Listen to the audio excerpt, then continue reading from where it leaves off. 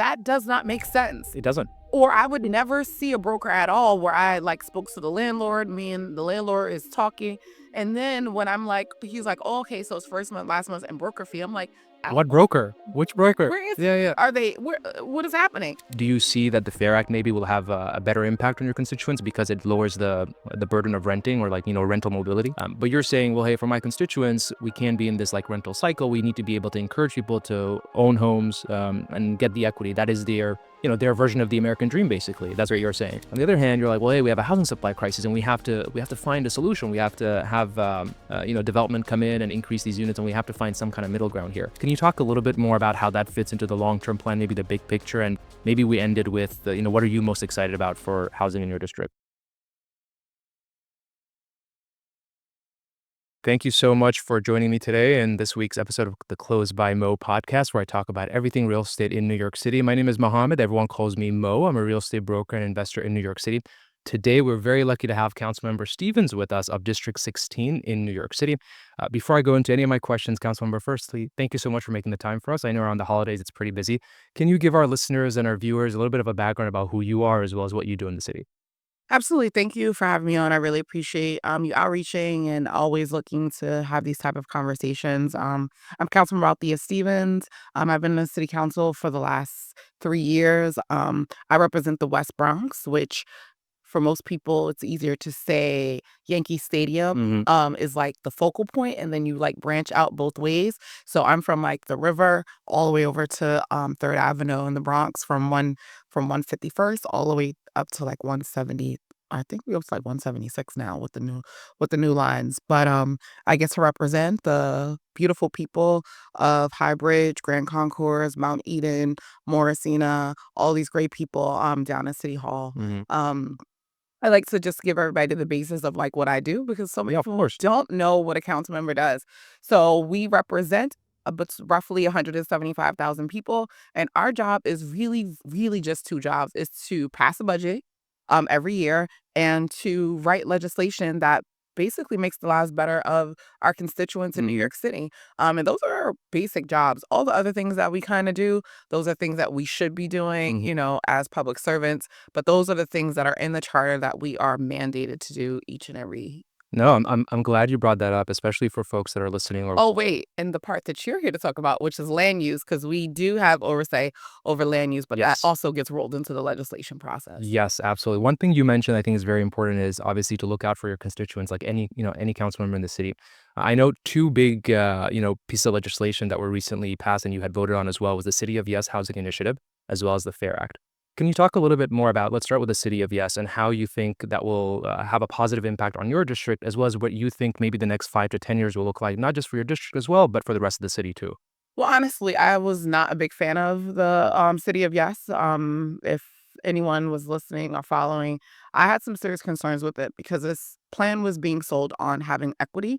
And when you look at like my district, districts in the South Bronx, and folks like Salamanca, Councilmember Salamanca, Councilmember Feliz, Parina Sanchez, we have done our fair share of building affordable housing for the city.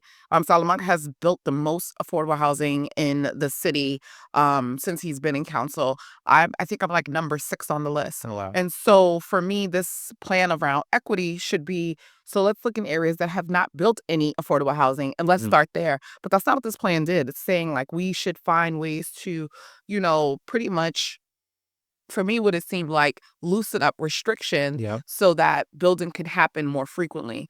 But the gotcha there is if people have already looked to certain districts to build, they're going to continue to do that if there is a real incentive. And so I have a very dense district. Gotcha. And for me, it seemed like we were just going to be down a path for them to continue to build my district with no real incentive to go to other places. Because if people in lower dense areas and outer boroughs don't want to build and they push back on developers, why would they go there and not just come back to the places they've already been? I see. So correct me if I'm misunderstanding. This is why I love to have these kinds of conversations. You're saying, well, hey, the City of Yes is great for people that already have equity, where there's already development happening. It's encouraging them more and sort of leaving your district and your constituents sort of in the dark here. So a lot of your, from what I understand, I've done a couple of transactions in Grand Concourse too. It seems like overwhelmingly the constituents here are renters. And which ties into the next point about the FAIR Act as well. Do you see that the FAIR Act maybe will have a better impact on your constituents because it lowers the burden of renting or rental mobility? I mean, so one of the things and one of the big pushes that we've been having in council, really in BLAC and the Progressive Caucuses is this idea of like affordable home ownership, which is not part of the conversation, right? Mhm. And even with the city of Yes, that was a big part of things that we were trying to push to say, how do we even include this in this conversation? I see. Because for me, it's thinking about we are in a housing crisis right now, but we shouldn't be reactive. We should be thinking about what are some of the long term goals. People are leaving the city because it's not affordable. They're also leaving the city because they want to own, right? We know that home ownership is a pathway to generational wealth, and we are not creating those opportunities. We are creating renters. Oh, I Some see. people don't want to be renters for the rest of their lives, right? So, like, we're not even thinking about that's not even part of the equation. And so, those were things that we were pushing. The Progressive Caucus Homes Now initiative last budget cycle was a big win for us. We were trying to get more money put into home ownership and Gotcha. co-op developments. One of the ideas I proposed for City of Yes, where we know that they were giving developers a bonus to build up, and that Build would higher, yeah. yes, Yeah, especially on would have yeah. affordable housing.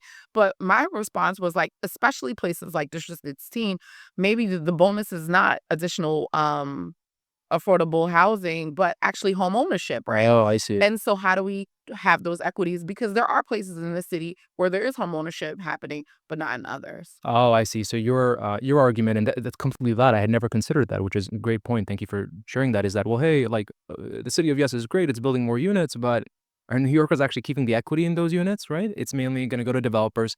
And I guess the counter argument is, well, hey, New York City needs supply units. It's a housing supply is a supply issue.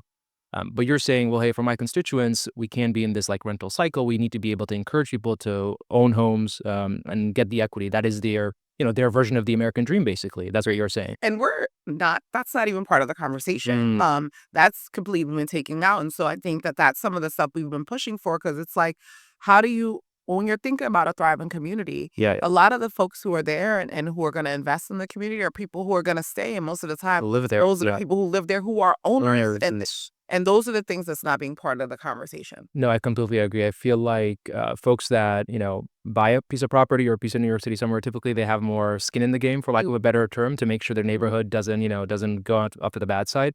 So I completely understand that. Can we shift gears a little bit then? As a New York City real estate broker, I have to ask you this. So this is something, although I fundamentally agree with the FAIR Act, I'm for anything that will help people save money. A lot of the pushback that comes from industry players is, well, hey, look, well, that's great. It's saving people money once it does go into effect, but landlords are just going to jack up the rent. We already see it in no broker fee rentals where the rent is usually a couple of $100s higher. Can you talk a little bit about, I guess, how the FAIR Act would impact folks or constituents in your district, as well as where you think this could, take New York City in the next 5 to 10 years? So I'm just gonna start here. So when I was looking for an apartment a couple years ago, there was a lot of times I would like go to a unit. They would be like, "Hey, this is the code. Go inside," and I would go see the apartment, and then they would like text me and say, "Hey, how was the unit? Did you like it?" And then they're asking me for For a the fee. broker fee. Oh my God, ridiculous. So that does not make sense. It doesn't. Or I would never see a broker at all where I, like, spoke to the landlord, me and the landlord is talking, and then when I'm like he's like, "Oh, okay, so it's first month, last month, and broker fee." I'm like, What broker? Which broker? where is Yeah, yeah. are they where what is happening?" And so we also have to talk about how that's nonsense, right? Absolutely. And if I did not contract you to do a job, why am I paying you for it? I'm the same. If I didn't hire you, why am I paying you? But It's and I worse. completely respect that. I think a lot of my friends in the industry were saying, well, hey, this is gonna affect our income, and I'm like, well, if you didn't hire someone, if they didn't do the work, and this is coming from someone, and I like to be involved with my clients with the entire process, and I'm a tenant myself too, so I get it. I'm like, well, let's say for example, let's say you have someone that's a family of 3 or 4, they're paying maybe $3,000-4,000 a month in rent, so they have the first month, they have the security deposit, and then they have the broker's fee. That's more than $10,000 just to move somewhere. Yeah. That's a lot of money. Yeah, and you're not getting that back. It's not No. any of those things. And so, like, even folks who are like, "Oh, the landlord's just gonna tack it on for the rest of the month." So me paying an additional $20 for the next 12 months is a lot easier than me paying, upfront, an additional $2,000, Yeah. $2,500. So, but that also to me, if that's what the landlord's doing, that all landlord also is not acting in good faith because if you hired them, then you should figure out that should be a part of your budget, right? Like Yeah. when we're thinking about moving, we have to budget to say, how much is the That's rent fair. going to be? How much is this going to be? And we're not looking for any supplements or anything like that. And so, if the landlord, you need to be looking for that when this unit is part of the cost. So I completely see that perspective. The only pushback I would give is that we look at it, or the market looks at it from like a supply and demand thing, right? Just because New York City just has so much demand for tenants, and any landlord knows it's going to get rented out, as assuming it's not way overpriced. What happens is that cost is pushed onto the consumer. In other markets where, let's say, supply is more than demand, like for example, I own property in Buffalo, I have to pay the broker's fee just because I know, like, if I ask the tenant to pay, they're not going to pay it. But here, I think people get away with it, for lack of a better term, is because the market can absorb it, and there's just so much competition out there. Which goes back into why I'm kind of supporting the city of Yes, the housing initiative, is because I think anything that increases supply will have a downward pressure on prices and bringing those costs down too. So I think, but your perspective is completely fair as well. Can you talk a little bit more about any of the other developments that are happening in your district that you're really excited about, particularly from an affordable housing perspective? I mean, even I wanted to even go back to some of the City of the Yes stuff because I think for me, it took me a long time to get to a yes, and it was because how is this going to benefit my district Yep. and what is that going to look like? Knowing that I'm going to get even more units, right, in a very dense district. And so for me, it was thinking about, well, city, how do you then supplement some of this stuff? And really working with the administration to say, like, we need to have upgrades for our parks. Mm. We need to have facilities for young people. We need to make sure that we do figure out where we can put homeownership in my district.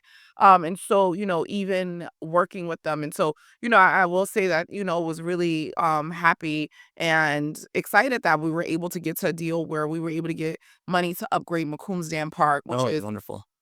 a highly used park in our district. A lot of folks use it. Cardinal Hayes, which was a winning football team last year, Mm. they use it as one of their practice fields. We're going to be able to get the field fixed for them and the community. We were able to, solidify Got it. some vacant lots in the district where we will have home ownership. Hmm. That HPD is working on now, so I'm really excited about that. And they also agreed to do a STEM center in the district, which I am extremely excited about, being the chair of Children and Youth Services. And then one of the things that I've been fighting for a really long time, the EDC is going to be doing a study on a ferry for the district to go on the Harlem River Drive, which I think is going to be really game changing for my district and the community Absolutely. in general because they won't be able to do a ferry without giving us access to the waterfront. And that's Yep. something that's been a long fight for my community in the Bronx because we have very to little access to the full waterfront when we have a river right there. Yep. And so that's something that I'm really excited and happy that I was able to work with the administration on. That's awesome. I don't envy roles like yours because you have to. Yeah, I feel like a lot of people don't think about this, but when they think about a politician or someone in a public position, they think, oh well, this person's not looking at whatever it is, right? There's always this stigma attached. But I think a lot of folks don't realize when you're in a position like Councilmember Stevens is, you're getting squeezed from all sides. Yes. On one hand, you say, okay, well, I need to make sure we're thinking for the long term, timeline for our constituents with equity and home ownerships. On the other hand, you're like, well, hey, we have a housing supply crisis, and we have to find a solution. We have to have development come in and increase these units, and we have to find some kind of middle ground here.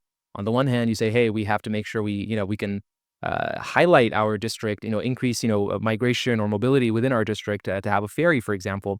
But on the other hand, I also know I've attended a couple of these public meetings where people will say, well, hey, we don't want new development here because it's going to be gentrification and all the prices Yeah, are but going to I go will up. say this, my district isn't saying that. My district is Mm, saying like we need diversity, right? And so mm. I have the third most shelters in the city. Oh wow. And so for me, I always say if you want to give me more shelters, then give me more resources, right? Give me more support. Give me more nonprofits that can support the things that you're putting in my community. We have a lot of supportive housing.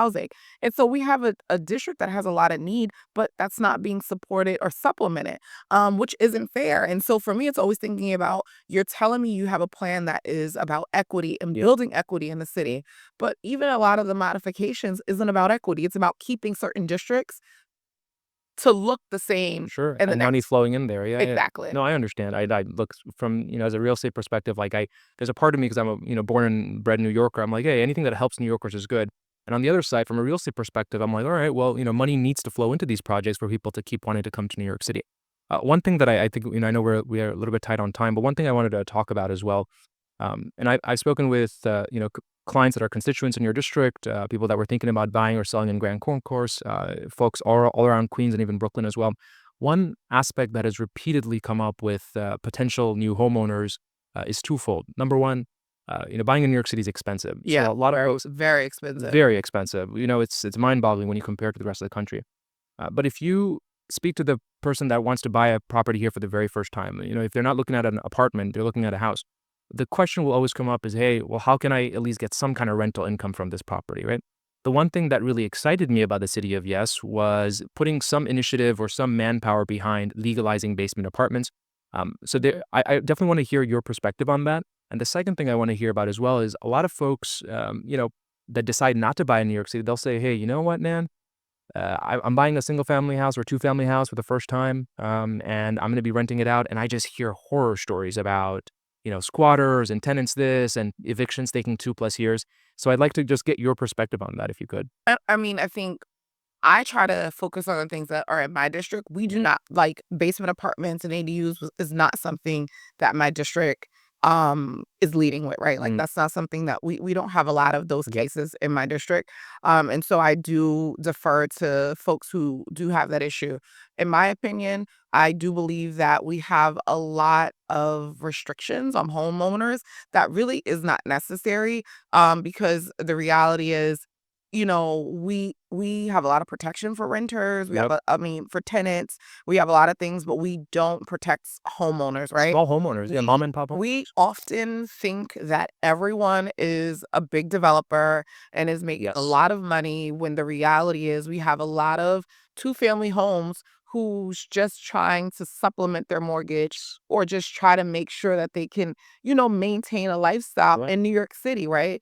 And who wants to help. Yeah, But there's people who are taking advantage of the system. absolutely. And I've heard horror stories even from the pandemic where when there was a rent moratorium and Mhm. people losing their homes and not being able to get supplemented, but we're putting a moratorium on the rent because we're thinking everyone is a big developer.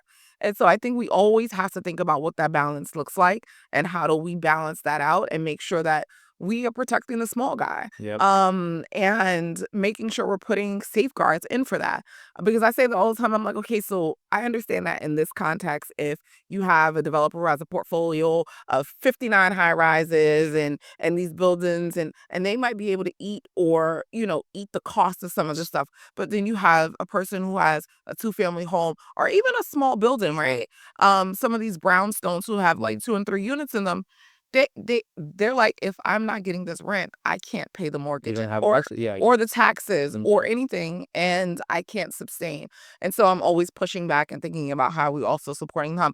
But unfortunately, it gets really hard because we don't support homeowners in New York City. That's not something we It encourage. goes back to your point about like, hey, like, the city of Yes is great, but what is it doing to actually encourage people to think long term? And the way to think And long term, stay. they stay. Yeah. Listen, we looked at the centers and you see this huge migration of people leaving New York City and mostly coming from the Black community, right? And they're all leaving because they are saying, I need more land, I need to own, I need to do these things.